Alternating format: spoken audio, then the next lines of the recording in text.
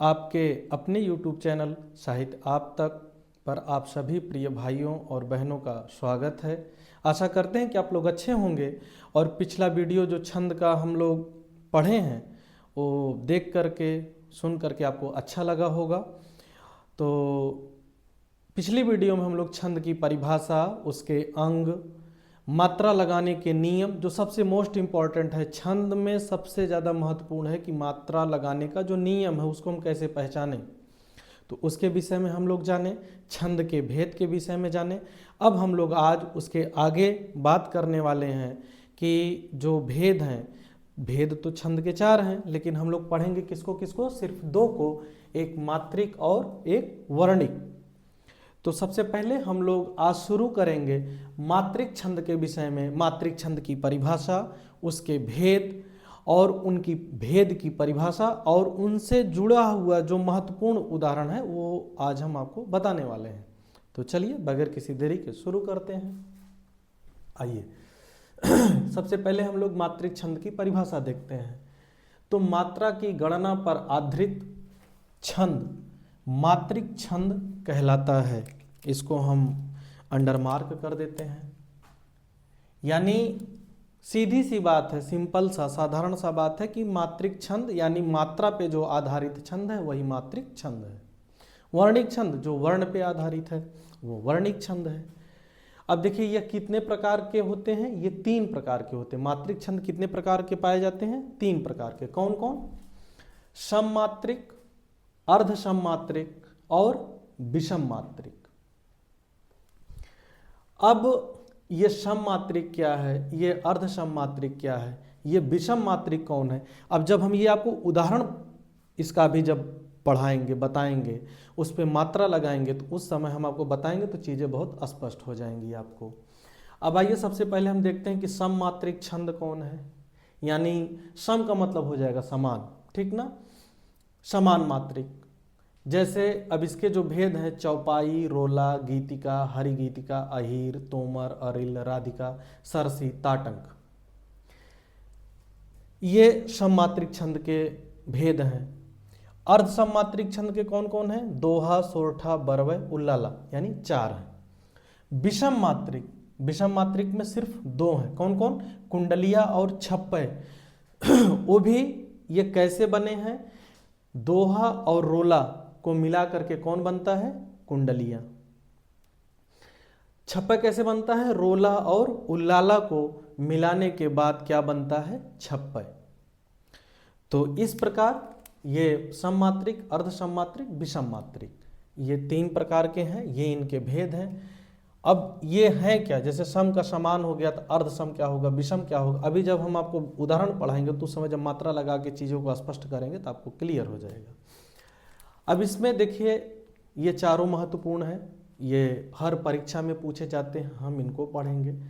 विषम मात्रिक अगर आप कक्षा 9, 10, 11, 12 इन 4 क्लासों तक हैं तो आपको इनके बारे में सिर्फ ज्ञान रखना है, आपको जानते रहना कि ये छंद हैं, कुंडलियाँ, छप्पय, विषम मात्रिक हैं, कैसे बनते हैं, ये आपको जानते रहना। इनसे आपसे सवाल पूछे जाने का उम्मीद ना के बराबर है। इसी तरीके यहाँ से आपको सिर्फ एक छंद को याद रखना है, किसको? चौपाई को। लेकिन इन 4 क्लास के अलावा अगर इस वीडियो को हमारे और भैया और दीदी लोग देख रहे हों, जैसे जो टीजीटी पीजीटी की तैयारी कर रहे हों मेरे प्रिय भाई और बहन, या अन्य किसी एग्ज़ाम का जैसे पुलिस का है, एसएससी, बैंक, रेलवे आदि तरह के जो वनडे एग्ज़ाम होते हैं, अगर उनको आप देख रहे हैं तो आपको किनको किनको पढ़ना है? कुंडलिया, छप्पय, ये चारों, दोहा, सोरठा, बरवय, उल्लाला, और यहाँ से आपको इन चारों को चौपाई, रोला, गीतिका, हरि गीतिका, बस इनका सिर्फ आपको नाम जानना है कि ये कौन से छंद है, मात्रिक छंद है। तो ये हो गया भेद। यहाँ देखिए हम नोट लिख दिए हैं, पिछली वीडियो में 2 बातें भूल गई थी, यहाँ पे हम लिख दिए हैं कि छंद की सर्वप्रथम चर्चा ऋग्वेद में मिलता है। अगर आपसे पूछा जाए कि किस वेद में मिलता है तो आप उत्तर दीजिएगा ऋग्वेद में। और दूसरा, जो दीर्घ मात्रा का चिन्ह है उसको हम कौन सी रेखा कहते हैं? वर्तुल रेखा कहते हैं। ये पिछली वीडियो में हम फ्लो में भूल गए, उसके लिए आप क्षमा करिएगा। यहाँ हम आपको बता देते हैं कि इसको क्या कहते हैं, वर्तुल रेखा कहते हैं। अभी जब हम मात्रा लगाएंगे तो वहाँ कई बार दोहरा देंगे। तो इस प्रकार आप इसको पहले लिख लीजिए। फिर अब हम जो बात करने जाएंगे, सबसे पहले हम दोहा और सोरठा के विषय में समझेंगे। तो आप इसको नोट कर लीजिए। तो चलिए अब हम लोग आगे बढ़ते हैं।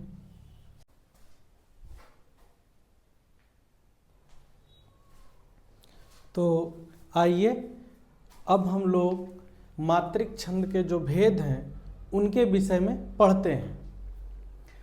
तो सबसे पहले हम किसके विषय में पढ़ेंगे? दोहा।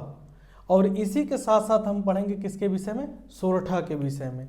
अब दोनों को हम लोग एक साथ क्यों पढ़ेंगे, अब भी देखिए हम आपको परिभाषा से समझाते हैं, आपको बहुत अच्छा लगेगा। दोहा का परिभाषा है कि यह अर्ध सममात्रिक छंद है। इसमें 4 चरण होते हैं। कितने चरण होते हैं? 4 चरण। ये देखिए जो 4 लाइन है ये क्या है? 4 चरण है। 1 2 3 4। और क्या नियम है कि प्रथम और तृतीय चरण में, किसमें? प्रथम और तृतीय में, यानी पहले में और तीसरे में कितनी मात्राएं होती हैं? 13। द्वितीय और चतुर्थ में, यानी इसमें और इसमें, ये देखिए यहाँ हम लिख देते हैं, ये पहला, ये दूसरा, ये तीसरा और ये चौथा। तो द्वितीय और चतुर्थ में कितनी मात्राएं होती हैं? 11। ये है दोहे का पहचान की अर्ध सममात्रिक 4 चरण, प्रथम और तृतीय चरण में 13 मात्राएं, द्वितीय और चतुर्थ में 11 मात्राएं। पीछे अभी जब हम लोग सममात्रिक, विषम मात्रिक, अर्ध सममात्रिक के बारे में बात कर रहे थे तो हम आपको बताए थे कि जब उदाहरण बताएंगे तो आपको स्पष्ट कर देंगे कि सम, अर्ध सम, विषम क्या है। तो सबसे पहले हम आपको अर्ध सम के बारे में बताते हैं। देखिए सम का मतलब होता है समान, लेकिन अर्ध पहले लग गया यानी अर्ध का हो गया आधा। यानी समान तो हैं लेकिन क्या है कि पूरा समान नहीं है, आधा समान है, आधा समान है। समानता उसमें क्या है? आधा है। जैसे पहले और तीसरे में, प्रथम और तृतीय में कितनी कितनी मात्राएं हैं? 13। ठीक है, यानी पहली और तीसरी लाइन में, पहले चरण और तृतीय चरण में 13 मात्राएं हैं, यानी ये दोनों क्या हैं? समान हैं। लेकिन द्वितीय और चतुर्थ चरण में कितनी मात्राएं हैं? 11 मात्राएं हैं। तो इस प्रकार पहला और तीसरा समान है और दूसरा और चौथा समान है। तो समान तो है, समानता तो है, लेकिन पूरी समानता नहीं है। 4 चरण है, चारों में दो चरण में 1 मात्रा है और 2 चरण में 1 मात्रा है, इसलिए पूरी समानता ना होने के कारण इन दोनों में क्या है? अर्ध समानता है। इसलिए इसको क्या कहा गया? अर्ध सममात्रिक छंद। दूसरे नंबर पर है सोरठा। आप जब भी पढ़िएगा दोहा और सोरठा को एक साथ पढ़िएगा। क्यों? देखिए परिभाषा। सबसे पहले तो क्या है? अर्ध सममात्रिक छंद है। जो सबसे मोस्ट इंपॉर्टेंट बात है आपके जानने के लिए कि यह दोहे का क्या होता है? उल्टा होता है। कैसे? अभी हम आपको उदाहरण से समझाते हैं। इसमें भी क्या है कि यहां देखिए लिख देते हैं कि इसमें भी कितने चरण होते हैं? 4 चरण। 4 चरण होते हैं। दोहे का क्या होता है? उल्टा होता है। कैसे? देखिए पहले और तीसरे चरण में कितनी मात्राएं? 11। इधर देखिए प्रथम और तृतीय चरण में कितनी मात्राएं? 13। यहां 11। यहां दूसरे और चौथे चरण में कितनी मात्राएं? 13। यहां देखिए द्वितीय और चतुर्थ में 11 मात्राएं। यानी ठीक इसी का उल्टा कौन है? सोरठा है। इसीलिए हम इन दोनों को एक साथ पढ़ाएं, आपको बता रहे हैं। अब हम चलिए आपको लाइव मात्रा लगा के दिखाते हैं। आइए तो यहां देखिए सबसे पहले हम रहीमन पानी राखिए पे लगाते हैं। ठीक है, तो ये देखिए रा है, यहाँ पे कौन मात्रा लगेगा? लघु। हा पे छोटी ई की मात्रा है यानी अनुस्वार है, तो यहाँ पे कौन सा मात्रा लगेगा? लघु। मा ना, चारों पे लघु। अब इन पे कौन सा लगेगा? दीर्घ, और दीर्घ को हम क्या कहते हैं, वर्तुल रेखा। इस पे बड़ा की मात्रा और इस पे बड़ी ई की मात्रा यानी दीर्घ स्वर है, इसलिए कौन सा मात्रा, वर्तुल रेखा अर्थात दीर्घ। यहाँ पे भी देखिए दीर्घ लग जाएगा, यहाँ छोटी ई है तो हो जाएगा हर्ष या लघु, और ए ये क्या है, ये आपका है दीर्घ स्वर, इसलिए यहाँ पे क्या हो जाएगा, दो मात्रा यानी वर्तुल रेखा। अब आइए इस पे, बिन छोटी ई एक यानी हर्ष या लघु, छोटे ऊ की मात्रा नापे एक, बड़े आ की मात्रा वर्तुल, नापे बड़ी की मात्रा वर्तुल, सा एक हर्ष, बा पे हर्ष, इस पे बड़े ऊ की मात्रा तो यानी यहाँ पे वर्तुल, ना सिंगल है यानी यहाँ एक। आगे बड़े आ की मात्रा वर्तुल, बड़ी की मात्रा वर्तुल, गा अकेले है एक, इस पे ए की मात्रा है तो वर्तुल यानी दो मात्रा, ना पे बड़े आ की मात्रा वर्तुल, ये अकेले हैं हर्ष हैं, यहाँ पे भी बा अकेले, यहाँ ए की मात्रा, इसलिए क्या हो गया, वर्तुल हो गया। अब देखिए मोती मानुष चुम, इस पे लगाते हैं, यहाँ ओ की मात्रा तो यहाँ क्या हो गया, वर्तुल, यहाँ ताप पे बड़ी की मात्रा वर्तुल, माँ पे बड़े आ की मात्रा वर्तुल, ये छोटे ऊ की मात्रा है सिंगल अकेले हर्ष, सा हर्ष, चुम पे वर्तुल, माँ पे हर्ष, ये सारे हो गए इस तरीके। अब देखिए अब हम इनको गिनते हैं, तो देखिए 1 2 3 4, 4 4 8, 8 और 5 13, इसको गिनते हैं, 2 2 4 2 6 2 8 3 11, इसको गिनते हैं 4 3 7 2 9, 9 और 4 13, इसको गिनते हैं 4 4 2 6 2 8 3 11। अब देखिए मिला लीजिए, प्रथम और तृतीय में 13 13, द्वितीय और चतुर्थ में कितना, 11 11, ये इस प्रकार हो गया दोहे का। इसको हम छोड़ दे रहे हैं आपके लिए, आप इस पे लगा के प्रयास करिएगा, लिख करके लगाइएगा, आपको बहुत अच्छा लगेगा। आइए अब सोरठा पे, सोरठा पे लगाते हैं मात्रा, छोटी की मात्रा हरस हरस हरस हरस, छोटा ऊ हरस, छोटा ऊ हरस, रा हरस, यहाँ हरस, बड़ा वर्तुल, यहाँ हरस। गिन लेते हैं, 2 2 4 3 7 और 4 11। आइए यहाँ आते हैं, श्री बड़े की मात्रा वर्तुल, छोटा ऊ हरस, ये गुरु हरस, जब बड़े ऊ की मात्रा लग जाएगा तब वर्तुल हो जाएगा, चरण सब पे हरस, यहाँ हरस, यहाँ ओ है तो हो जाएगा वर्तुल, ये हरस ये हरस ये हरस। गिन लीजिए, 4 3 7 4 11 2 13।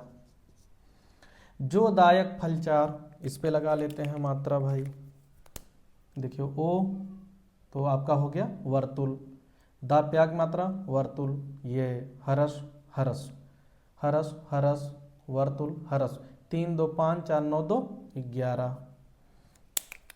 इसी तरीके आइए अब यहाँ आ जाते हैं, हरस हरस वर्तुल हरस हरस हरस हरस हरस हरस हरस हरस हरस, 2 3 5 4 9 9 4 13। अब देखिए आप इसको भी मिला लीजिए, है ना, पहले तीसरे में 11 11, दूसरे चौथे में 13 13। अब देखिए ये जो दो उदाहरण है दोहे के, ये अगर इनको आप सिर्फ पलट दीजिए, यानी जैसे ये रहीमन पानी राखिए बिन पानी सब सुन, पानी गए न उबरे मोती मानुष चूम, यानी पहले और तीसरे में 11 11 करना है, तो पहले और तीसरे को हम क्या करेंगे, नीचे कर देंगे कि पानी गए न उबरे रहीमन पानी राखिए, और दूसरे और चौथे में 13 13 है तो इसको क्या कर देंगे कि दूसरा और चौथा तो मोती मानुष चूम और बिन पानी सब सून, इस तरीके करके लिख देंगे तो किसका उदाहरण हो जाएगा, सोरठा का। और सोरठा के उदाहरण को भी आप पलट करके लिख देंगे, जैसे ये पहला तीसरा दूसरा चौथा पलट देंगे लाइन को तो मात्रा बदल जाएगा और ये उदाहरण हो जाएगा किसका, दोहे का। जैसे आप ये देखेंगे कि ये दोहा कैसे है कि यहाँ से देखिए, श्री गुरुचरण सरोज रज निजमन मुकुंद सुधार, बरनौ रघुवर विमल जस जो दायक फलचार। ये शुद्ध ऐसे है, तो जब शुद्ध तरीके लिख देंगे सही तरीके तो वह दोहा हो जाएगा, और पलट करके इसको लिख दिए तो ये सोरठा हो गया। इसलिए आप इन दोनों को एक साथ जानते रहिएगा कि कितनी मात्राएं हैं, और ये क्या कहते हैं, इसमें 13-11, इसमें 11-13, बस पलट देना है। और सब में ये दोनों का सब चीज समान है कि अर्धसम मात्रिक है, बता दिया आपको क्या है अर्धसम मात्रिक। दोनों में 4 चरण है, बस मात्राएं एक का याद रखिएगा, दूसरा अपने आप याद रहेगा, बस पलट देना है। तो इसको आप लोग लिख लीजिए, फिर तब हम आगे बात करते हैं। चलिए तो हम लोग आगे बात करते हैं प्रिय भाइयों और मेरी प्यारी बहनों।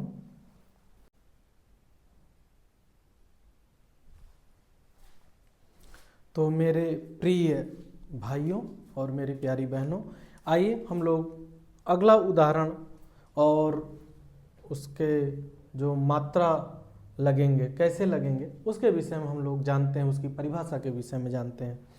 और आप लोगों को एक बात बताऊं कि आज मेरा एक बाबू, मेरा प्रिय शिष्य बोला कि सर आप पढ़ाते समय काफ़ी सीरियस हो जाते हैं, थोड़ा मुस्कुरा दिया करिए। तो इसके लिए आप लोग हमें क्षमा करिएगा, क्योंकि होता क्या कि जब हम पढ़ाने की लय में होते हैं तो हंसना भूल जाते हैं, क्योंकि हमको ये लगता है कि आपको व्यवस्थित तरीके हम ऐसा पढ़ा दें कि आपको दोबारा कहीं से पढ़ने समझने की ज़रूरत ना पड़े। तो इसलिए थोड़ा सा हम सब सारी चीज़ें भूल करके सारा कंसंट्रेशन रहता है आपको समझाने के लिए, तो क्षमा करिएगा। आइए हम लोग आगे के जो भेद हैं, उनकी परिभाषा, उनकी पहचान और मात्रा के विषय में बात करते हैं। अगले नंबर पर जो है वो कौन सा है, बरवै छंद। बरवै की परिभाषा क्या है कि ये भी अर्ध सममात्रिक छंद है। इसमें कितने चरण होते हैं, 4 चरण होते हैं, यहाँ देखिए लिख दिए हैं। पहचान इसकी क्या क्या है कि प्रथम और तृतीय चरण में 12-12 मात्राएं, और द्वितीय और चतुर्थ चरण में 7-7 मात्राएं होती हैं। और मेरे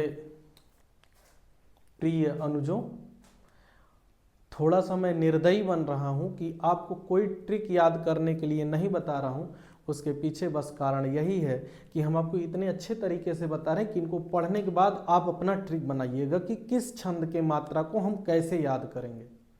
अगर मान लीजिए कि हम आपको कुछ टूटा फूटा जो कभी हम पढ़े थे, याद किए थे, अगर उसको हम बता देते हैं तो वो ठीक नहीं होगा। हम जैसे जो कह रहे हैं कि हम अभी ट्रिक से नहीं बताना आपको चाहते, क्योंकि ट्रिक टिकेगा नहीं। ट्रिक का मतलब नहीं टिकेगा, किसका, दूसरे का। अगर आप स्वयं का कोई ट्रिक बना करके याद करेंगे तो आप यकीन मानिए कि आपको बहुत लंबे समय तक याद रहेगा। तो इसलिए आप अपना ट्रिक बनाइएगा, ठीक है, इसके लिए हमको क्षमा करिएगा।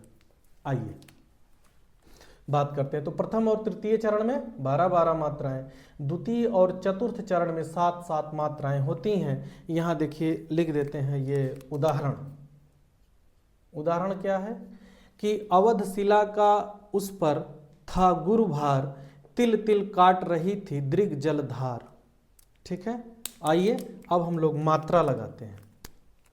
तो यहाँ देखिए सब मतलब यहाँ पे सब पे तीनों पे क्या लगेगा, हरस्व हरस्व हरस्व। यहाँ हरस्व, यहाँ वर्तुल यानी 2 मात्रा, यहाँ वर्तुल, यहाँ हरस्व हरस्व हरस्व हरस्व। अब देखिए गिन लीजिए, 3 4 2 6 2 8 2 10 2 12। आइए अगले पे वर्तुल हरस्व, ये गुरु है, यानी यहाँ देखिए छोटे, यहाँ बता देते छोटे ऊ की मात्रा लगी है, तो इसलिए यहाँ पे कौन सा होगा, हरस्व।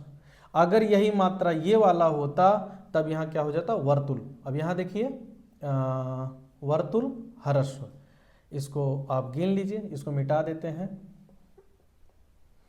तो 2 2 4 और 3 7।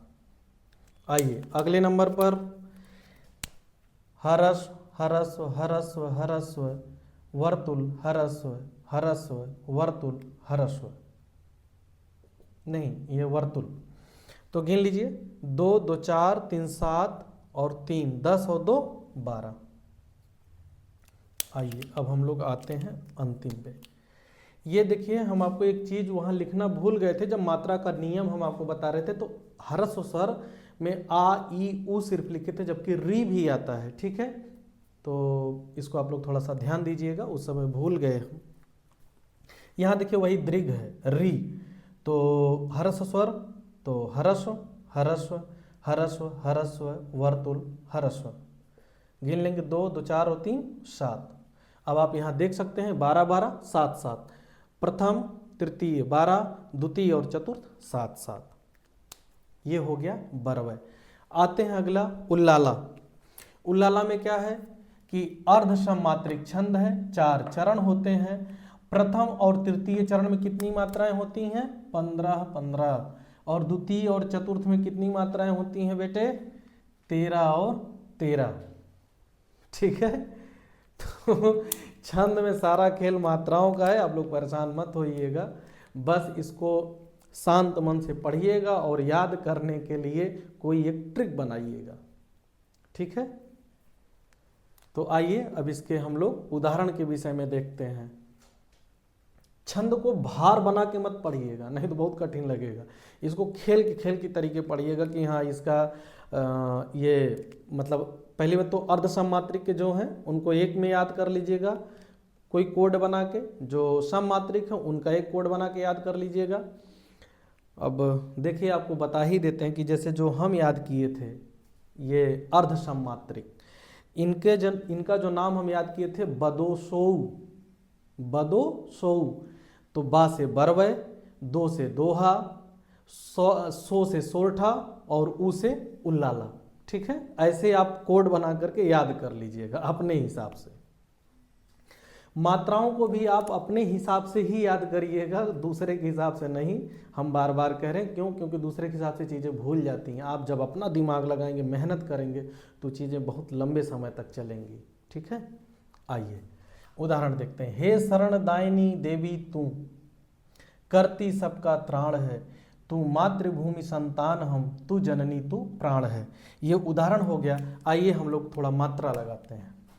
हे वर्तुल यानी दीर्घ या गुरु, यहाँ हरस हरस हरस, वर्तुल हरस वर्तुल, वर्तुल हरस, यहाँ वर्तुल बड़े की मात्रा है। गिन लेते हैं 2 2 4 3 7 3 10 3 13 2 15। अगला करती सबका त्राण है, हरस्व हरस्व वर्तुल हरस्व हरस्व वर्तुल। त्राण यहाँ क्या हो जाएगा? वर्तुल हरस्व, यहाँ क्या हो जाएगा? वर्तुल। गिन लीजिए 4 4 8 8 और 3 11 और 2 13।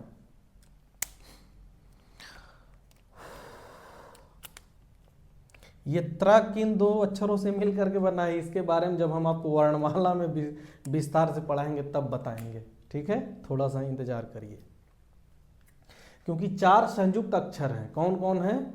एक आपका त्रा है, एक आपका स्रा है, एक आपका छा है और एक आपका ज्ञा है। ये बहुत ही महत्वपूर्ण है। एक हम छोटा सा शॉर्ट वीडियो पे बड़ा जल्दी बना करके आप लोगों तक पहुंचाते हैं। आइए मात्रा लगाते हैं।